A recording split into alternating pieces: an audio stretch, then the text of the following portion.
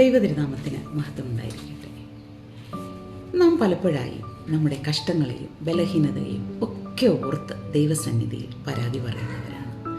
എന്നാൽ നമുക്ക് എന്തുകൊണ്ട് ഈ കഷ്ടങ്ങളും ബലഹീനതകളും ഒക്കെ തന്നുവെന്ന് ചിന്തിക്കേണ്ടിയിരിക്കുന്നു.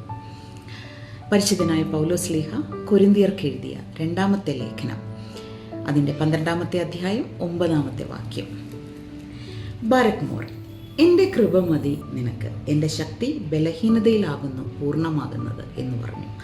ആകയാൽ മിശിഹയുടെ ശക്തി എൻ്റെ മേൽ ആവസിപ്പാനായിട്ട് ഞാൻ സന്തോഷത്തോടെ എൻ്റെ ബലഹീനതയിൽ പ്രശംസിക്കുന്നു. ബലഹീനതയിൽ ആനന്ദിക്കുന്ന, കഷ്ടതയിൽ സന്തോഷിക്കുന്ന പൗലോസ്ലീഹയെ നമുക്കിവിടെ കാണുവാൻ സാധിക്കുന്നു. എന്തെന്നാൽ ഒരുവൻ്റെ കഷ്ടതയിലാണ് ദൈവത്തിൻ്റെ ഇടപെടൽ ഉണ്ടാകുന്നത്. നമ്മുടെ കുറവുകളെയെല്ലാം മികവുള്ളതാക്കി മാറ്റുവാൻ ഈ നോമ്പുകാലത്ത് ദൈവത്തിൻ്റെ ശക്തമായ ഇടപെടൽ ഉണ്ടാവട്ടെ എന്ന്